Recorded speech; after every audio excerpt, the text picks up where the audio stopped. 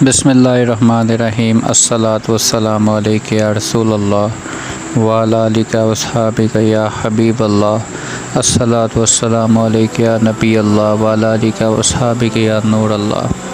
ग़ज़वा बदर के असबाब। मुसलमानों की काफ़िरों के साथ जो पहली सबसे बड़ी जंग हुई उसे ग़ज़वा बदर कहते हैं। बदर मदीना शरीफ से कुछ फासले पर एक गांव का नाम है। वहाँ एक कुआं था जिसके मालिक का नाम बदर था। इसी वजह से इस जगह का नाम बदर मशहूर हो गया। ग़ज़वा बदर से पहले भी मुसलमानों और काफिरों की छोटी मोटी कुछ लड़ाइयाँ हुई थी। एक दफ़ा काफिरों की एक टोली ने तो मदीना शरीफ की चरागाहों में आकर भी लूट मार मचाई, जबकि एक लड़ाई में एक काफिर भी मारा गया। इसकी मौत से मक्का के कुफ़ार आपे से बाहर होने लगे। इन्हीं के रद्द अमल की वजह से जंग बदर का मरक़ा पेश आया। जंग बदर का एक सबब ये भी बना कि मदीना शरीफ में ये ख़बर पहुंची कि काफिरों का एक बड़ा काफ़िला मुल्क शाम से वापस मक्का जाने वाला है। इस काफ़िले में काफिरों के बड़े बड़े सरदार भी शरीक हैं और माल तजारत भी खूब है। अल्लाह के आखिरी नबी सल्लल्लाहु अलैहि वसल्लम ने फरमाया कि काफिरों की टोलियां हमारी तलाश में भी रहती हैं और इनकी एक टोली तो शहर मदीना में डाका डाल कर गई है। लिहाजा क्यों ना हम कुरैश के इस काफ़िले पर हमला कर दें। इस तरह इनकी शामी तजारत का रास्ता रुक जाएगा और वो मजबूर होकर हमसे सुलह कर लेंगे। आपकी ये तजवीज़ सुनकर महाजिरीन व अंसार सब तैयार हो गए। चुनाचा आप 12 रमज़ान 2 हिजरी को बिना किसी खास बड़ी जंगी तैयारी के चल पड़े। जो जिस हाल में था इसी हाल में रवाना हो गया। इस लश्कर में मुसलमानों के साथ ना ज़्यादा हथियार थे, ना फ़ौजी राशन की कोई बड़ी मिकदार थी, क्योंकि किसी को गुमान भी ना था कि इस सफ़र में कोई बड़ी जंग होगी। अहले मक्का को जब खबर पहुंची कि मुसलमान मदीना से निकल चुके हैं तो इन्होंने भी जंग के लिए तैयारी शुरू कर दी। जब आप सल्लल्लाहु अलैहि वसल्लम को इसकी इत्तला मिली तो आपने सहाबा किराम अलैहि रिज़वान से मशवरा फरमाया और इन्हें बता दिया कि मुमकिन है इस सफ़र में जंग की नौबत आ जाए। महाजिरीन व अंसार दोनों ने आपकी इतायत और हिफाजत के अज़म का इजहार किया। मदीना शरीफ से 1 मील दूर आपने लश्कर का जायज़ा लिया और छोटे बच्चों को वापस जाने का हुक्म फरमाया। कुछ ज़रूरी इक़दाम फरमाकर आप सल्लल्लाहु अलैहि वसल्लम बदर के मैदान की तरफ चल पड़े, जहाँ से कुफ़ार मक्का के आने की खबर थी। अब कुल फ़ौज की तादाद 313 थी, जिनमें 60 महाजिर बाकी इंसार थे। इधर अबू सुफियान को भी मुसलमानों के निकलने की खबर मिल गई तो इसने 2 काम किए। एक तो इसने फ़ौरन एक शख्स को मक्का भेजा कि वो कुरैश को इसकी खबर कर दे ताकि वो अपने काफ़िला की हिफाजत का इंतज़ाम करे, और ख़ुद रास्ता बदल कर काफ़िला को समंदर की जानब लेकर रवाना हो गया। अबू सुफियान का पैगाम पहुँचते ही कुरैश अपने घरों से निकल पड़े।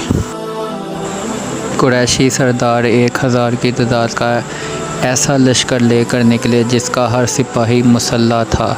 फ़ौज की खुराक का ये इंतज़ाम था कि कुरैश के मालदार लोग बारी बारी रोज़ाना 10-10 ऊँट ज़िबा करते थे और पूरे लश्कर को खिलाते थे। अतबा बिन रबिया जो कुरैश का सबसे बड़ा रईस था, इस पूरे लश्कर का सलार था।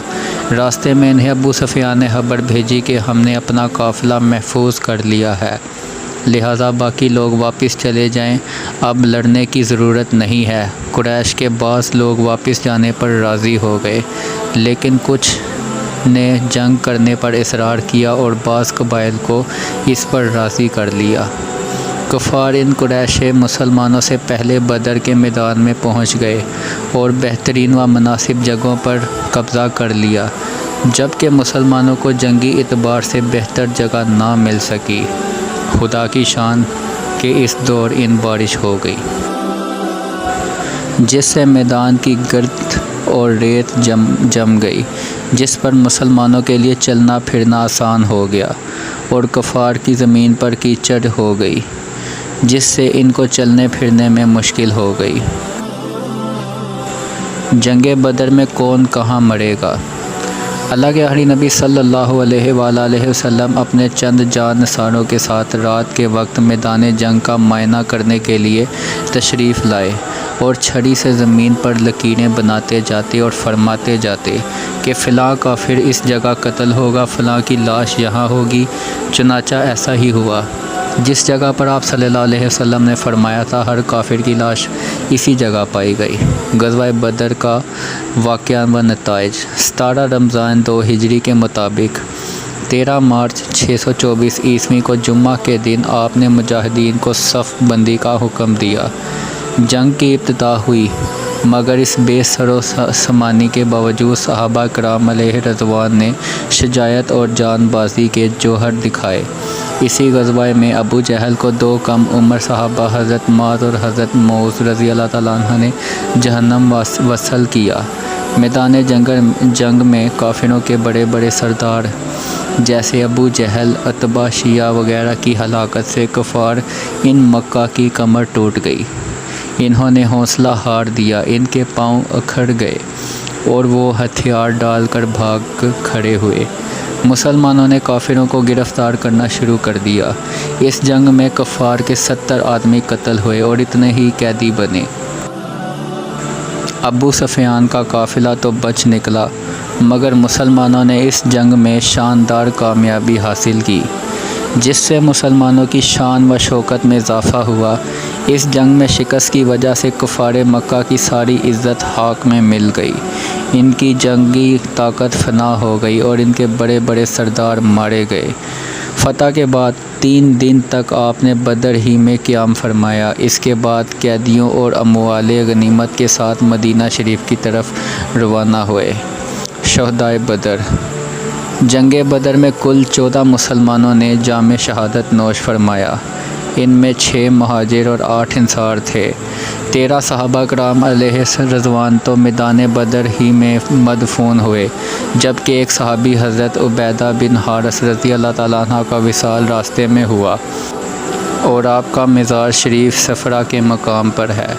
اسی مقام پر آپ نے مال غنیمت مجاہدین میں تقسیم فرمایا۔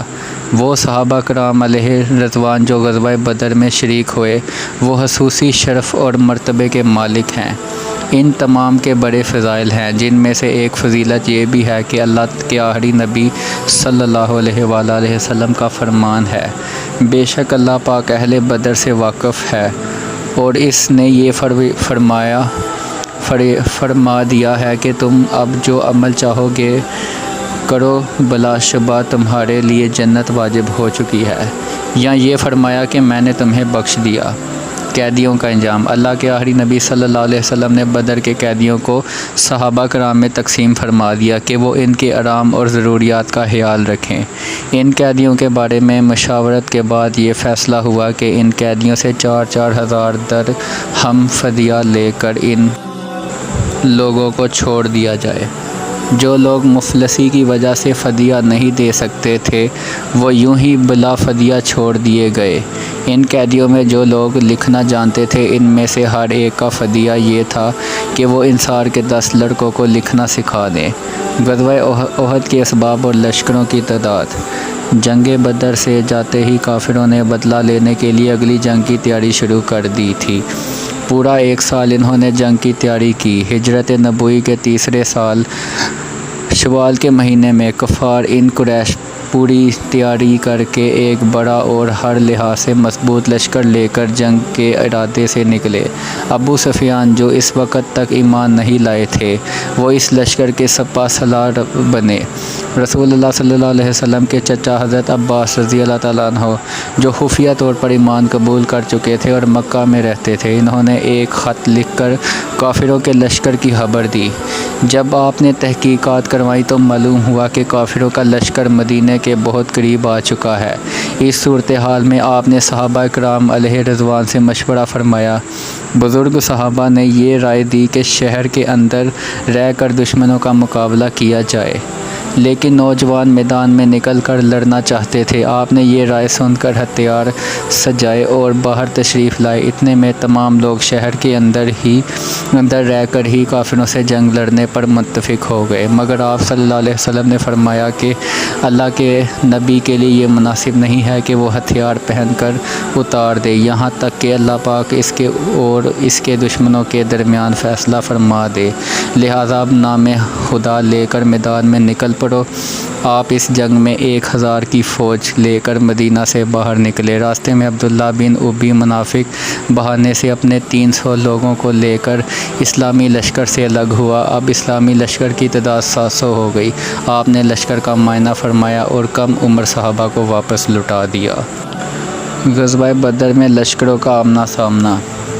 مشرکین 12 شوال کو ہی مدینہ شریف کے قریب احد پہاڑ پر پڑاؤ ڈال چکے تھے۔ اللہ کے آخری نبی صلی اللہ علیہ وسلم جمعہ کے دن 14 شوال کو مدینہ سے روانہ ہوئے اور 15 شوال کو ہفتے کے دن فجر کے وقت احد پہنچے۔ تمام فجر کے بعد آپ نے صف بندی فرمائی۔